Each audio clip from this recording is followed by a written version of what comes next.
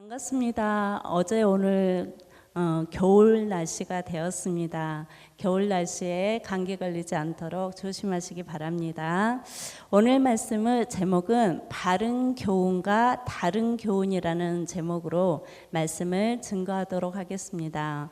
어느덧 끝나지 않을 것만 같았던 무더위도 이제 지나고 아침 저녁에는 초겨울의 바람이 불기 시작했습니다.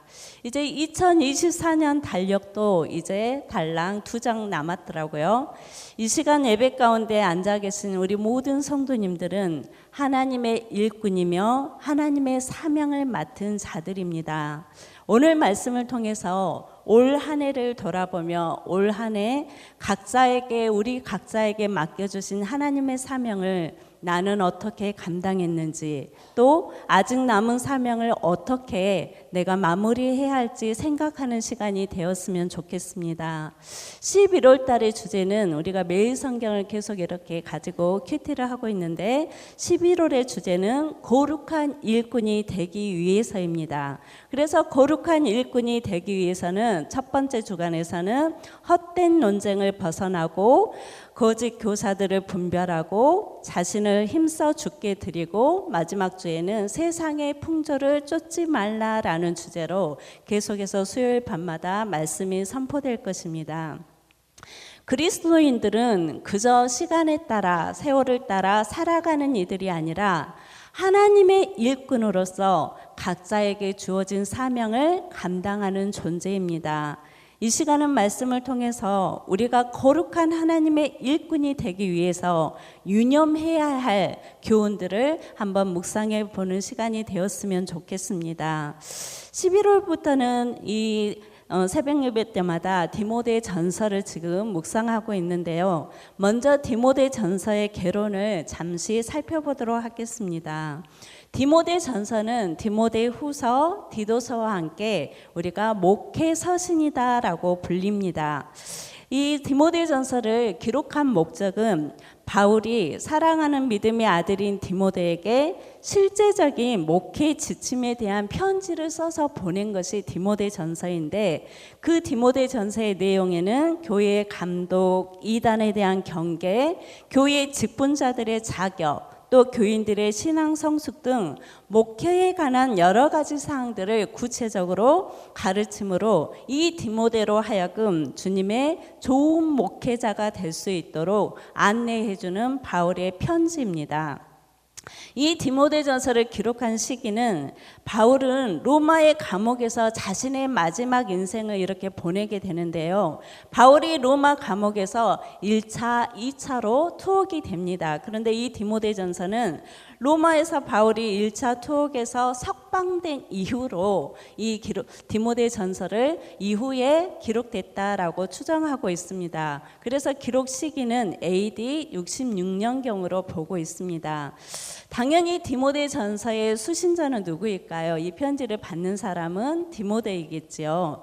그렇다면 바울의 편지를 받았던 이 디모데는 어떤 사람인지 사도행전에서 디모데를 소개하고 있는데, 사도행전 16장 1절과 2절의 말씀을 우리가 한번 읽어보도록 하겠습니다. 바울이 데베와 루스드라에도 이름에 거기 디모데라 하는 제자가 있으니 그 어머니는 믿는 유대 여자요 아버지는 헬라인이라. 디모데는 루스드라와 이고니온에 있는 형제들에게 칭찬받는 자니라고 사도행전에서는 디모데에 대해서 소개를 하고 있습니다. 즉 이 디모데는 루스드라 출신은 루스드라이고 헬라인 아버지, 이방인인 아버지와 유대인 어머니 사이에서 태어난 유대인입니다. 유대인은 어머니가 유대인이면 그 자녀도, 아버지가 헬라인이어도 그 자녀도 유대인이 되는 겁니다. 아마도 바울이 1차 선교 여행 때 루스드라에서 전도할 때 애할머니 루이스와 또 어머니 유니게가 예수를 믿게 되었고, 이 디모데도 그때 예수를 믿는 것으로 학자들은 추정하고 있습니다. 바울이 이제 2차 선교 여행 때는 이미 디모데는 그 지역 신자들에게 칭찬을 받고 있었습니다. 그때 디모데의 나이를 10대 후반에서 20대 초반으로 추정하고 있습니다. 이후에 디모데는 바울의 이제 영적인 아들이요, 제자요, 동역자로서 디모데 후서가 쓰인 AD 66년경까지 약 20년 동안 바울과 함께 동역자로 이렇게 동역의 생활을 했습니다. 디모데는 이 바울에 의해서 에베소에 있는 교회에 파송이 된 것 같습니다. 그렇다면 사도 바울이 디모데를 왜 에베소 교회에 파송을 했을까요? 그것은 지금 에베소 교회에 있는 거짓 가르침의 문제와 다른 상황들을 해결하기 위해서 이 디모데를 에베소 교회에 남겨두었습니다. 오늘 본문인 이 디모데전서 1장 1절에서 11절을 통해서 사도 바울은 교회에 대한 바른 교훈과 순결한 믿음의 중요성을 강조하고 있습니다. 오늘 본문의 내용을 핵심을 먼저 이렇게 정리해 보면 첫 번째는 잘못된 가르침을 경계하고 사랑과 청결한 마음에서 나오는 참된 신앙을 가르치며 율법의 올바른 사용을 설명하고 복음의 영광스러운 진리 안에서 살아가는 것이 하나님이 기뻐하는 삶이다라고 말씀하고 있습니다. 그렇다면 먼저 이제 내용을 이렇게 내용으로 들어가면 먼저 사도 바울은 편지 서두에 인사말을 하고 있는데 1장 1절의 말씀을 우리 함께 같이 읽어보도록 하겠습니다. 시작. 우리 구주 하나님과 우리의 소망이신 그리스도 예수의 명령을 따라 그리스도 예수의 사도된 바울은 이렇게 자신에 대해서 소개를 하고 있습니다. 바울은 지금 디모데에게 편지를 보낸 바울 자신을 소개하고 있습니다. 바울은 그리스도 예수의 사도로 부르심을 받았다라고 선언하고 있습니다. 이 말의 뜻은 바울은 자신을 사도라는 직분이 자신이 받은 이 사도라는 직분이 사람의 뜻이 아닌 하나님의 뜻에 의해서 세워졌음을 밝히고 있는 것입니다. 이렇게 밝히는 이유는 무엇이겠습니까? 자신이 받은 이 사명, 하나님께로 받은 이 사명이 얼마나 중요한지를 강조하고 있고 바울이 디모데에게 전하는 이 말씀이 단순히 사람의 조언이나 개인적인 의견이 아니라 하나님께서 주신 이 사명에 근거한 권위 있는 교훈이라는 것을 말하고 있는 것입니다. 사랑하는 성도 여러분, 하나님께서는 우리 모두에게도 거룩한 사명을 주셨습니다. 우리는 우리 각자에게 나에게 주신 사명이 무엇인지를 알아야 되며 나의 정체성이 무엇인지를 먼저 확실하게 알아야 합니다. 베드로전서 2장 9절의 말씀을 한번 읽어보도록 하겠습니다. 시작. 너희는 택하신 족속이요 왕같은 제사장들이요 거룩한 나라요 그의 소유가 된 백성이니 이는 너희를 어두운 데서 불러내어 그의 기이한 빛에 들어가게 하신 이의 아름다운 덕을 선포하게 하려 하심이라 라고 베드로전서 2장 9절에서는 우리의 정체성, 나의 정체성, 예수 믿는 성도들의 정체성과 성도들이 마땅히 해야 할 사명, 하나님께서 부여해 주신 사명에 대해서 말씀하고 있습니다. 우리의 정체성은 무엇입니까? 예수 믿어 하나님의 자녀된 성도의 정체성은 하나님으로부터 택함을 받은 자요, 하나님의 백성이요 왕 같은 제사장이라고 말씀하고 있습니다. 또한 우리가 감당해야 할 사명이 무엇입니까? 하나님의 백성으로 성도로 왕 같은 제사장으로서 우리가 감당해야 할 사명이 무엇이라고 말하고 있습니까? 우리를 어둠과 죄와 사망으로부터 구원하신 예수 그리스도를 선포하는 것이 우리의 사명이다라고 말하고 있습니다. 성도 여러분, 여러분의 정체성과 사명을 반드시 기억하시기를 바랍니다. 그리스도의 제자로 교회의 한 구성원으로서 하나님께서 부르시는 목적에 충실한 삶을 살아가고 있는지 우리는 늘 우리의 자신을 점검해야 합니다. 오늘 말씀을 통해서 주어진 사명을 다시 한번 생각하고 주님의 뜻을 온전히 따르기 위한 결단의 시간들이 되기를 축복합니다. 이제 바울은 인사말에 이어서 바울의 명령이 시작이 되는데, 두 번째는 잘못된 가르침, 즉 다른 교훈을 경계하라, 조심하라라고 말하고 있습니다. 바울이 먼저 이 디모데를 에베소에 있는 교회들에게 머물게 했습니다. 그런데 왜 바울은 이 디모데를 머물게 했을까요? 디모데전서 1장 3, 4절의 말씀은 우리 성경을 보고 같이 한번 읽어보도록 하겠습니다. 시작. 내가 마게도냐로 갈 때에 너를 권하여 에베소에 머물라 한 것은 어떤 사람들을 명하여 다른 교훈을 가르치지 말며 신화와 끝없는 족보에 몰두하지 말라 하려 함이라. 이런 것은 믿음 안에 있는 하나님의 경륜을 이름보다 도리어 변론을 내는 것이다 라고 말하고 있습니다. 에베소 교회는 바울이 2년 동안이나 장기적으로 체류하면서 복음을 전했던 소아시아 교회 중에 하나였습니다. 그러나 에베소 교회 안에도 다른 교회들처럼 이단 사상을 전파하는 거짓 교사들이 침투했습니다. 바울은 교회를 지키기 위해서 믿음의 동역자요 영적인 아들인 디모데를 에베소에 남겨두었습니다.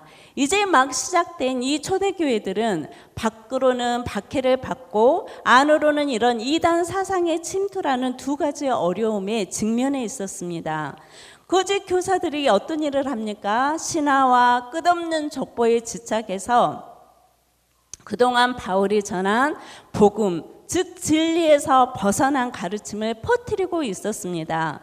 초대교회의 대표적인 이단이었던 영지주의는 오직 자신들만 구원받게 하는 비밀스러운 영적 지식이 있다라고 주장했습니다. 또한 유대적 혈통주의자들은 유대인이라는 이 혈통만이 구원받을 수 있다라고 주장했습니다. 이들의 주장은 구원은 오직 예수 그리스도를 믿음으로만 받을 수 있다는 하나님의 진리를 완전히 무시하는 것이었습니다.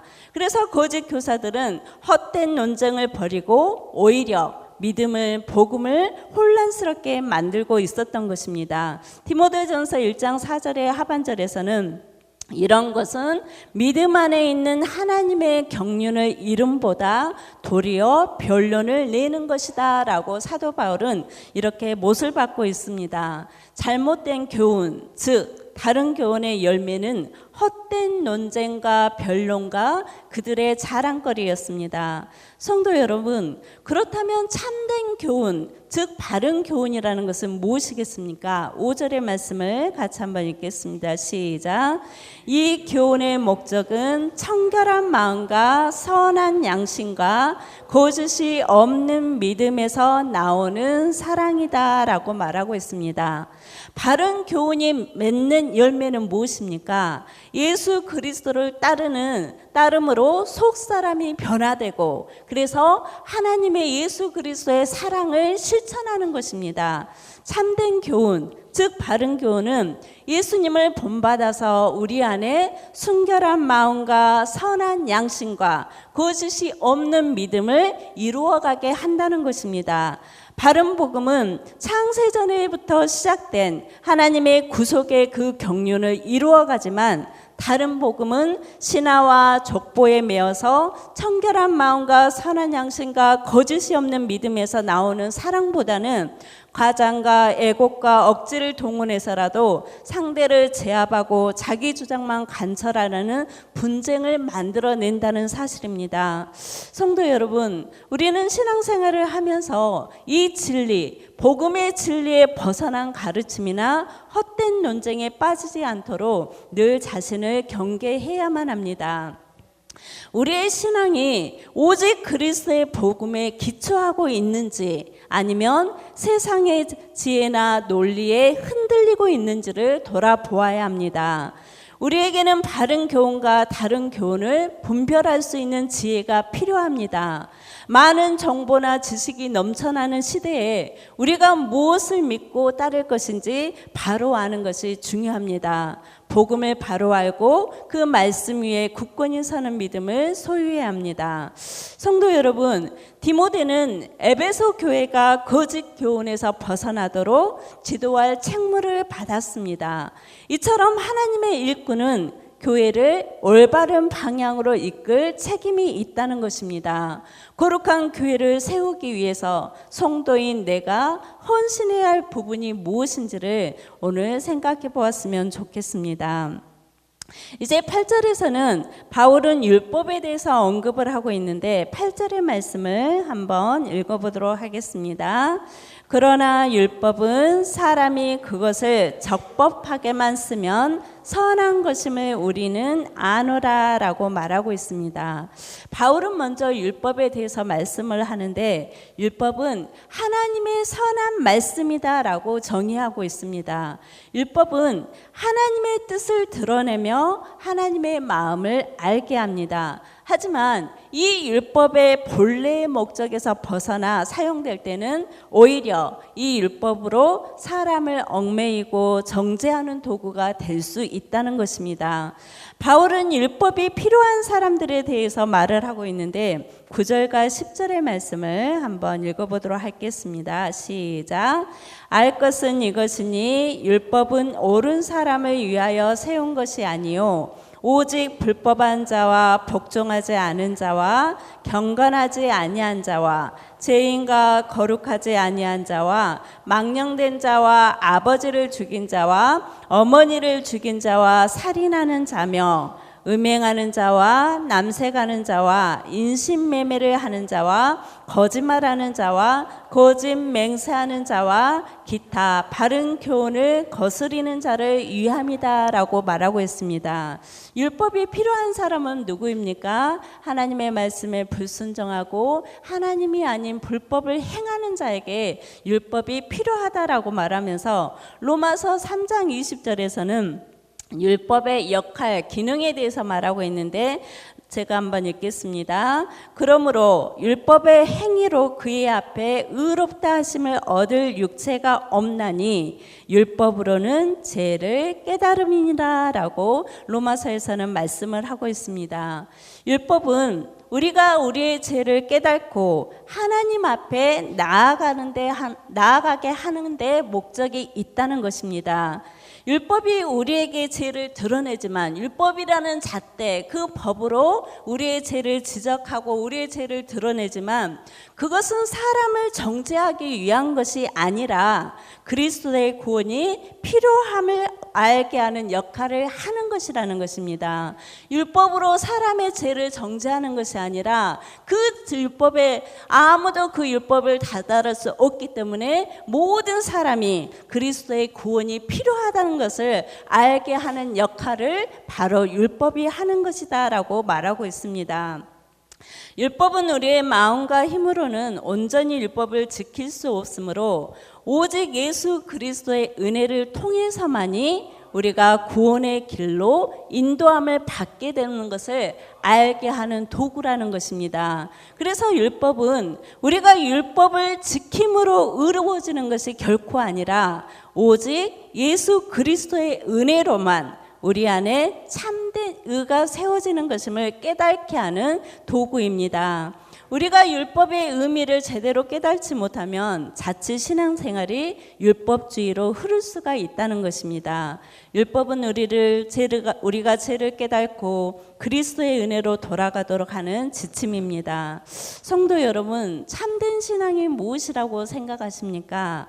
참된 신앙은 율법을 지키는 것으로 의로워지는 것이 아니라 율법을 지키려고 애를 쓰는 것이 아니라 하나님의 은혜로 구원받은 자가 하나님의 말씀을 사랑하고 따르는 삶, 그것이 바로 참된 신앙인의 모습이라는 사실을 기억하시기를 바랍니다. 그렇다면 바른 교훈이란 무엇일까요? 바른 교훈이란 무엇을 따르는 삶이 결국 바른 교훈이라고 말씀하고 있습니까? 11절의 말씀을 우리가 한번 읽겠습니다. 시작. 이 교훈은 내게 맡기신 바 복되신 하나님의 영광의 복음을 따름이니라 라고 말하고 있습니다. 이 교훈은 참된 교훈, 바른 교훈을 말하고 있습니다.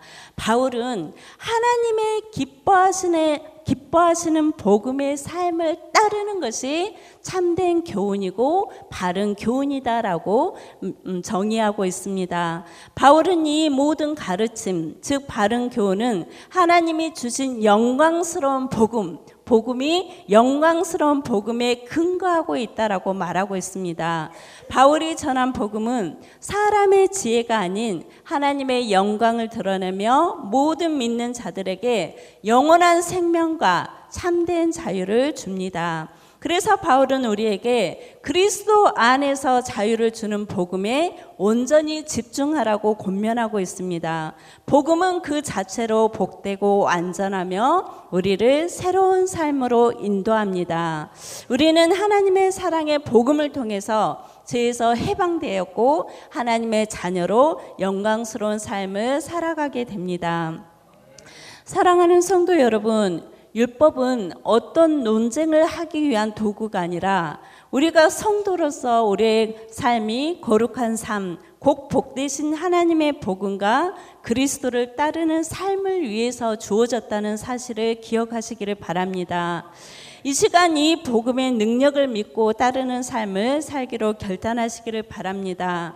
복음 안에서 참된 기쁨과 소망을 발견하며 하나님의 영광을 나타내는 삶을 살아가도록 해야 할 것입니다. 오늘 말씀을 정리해 보겠습니다.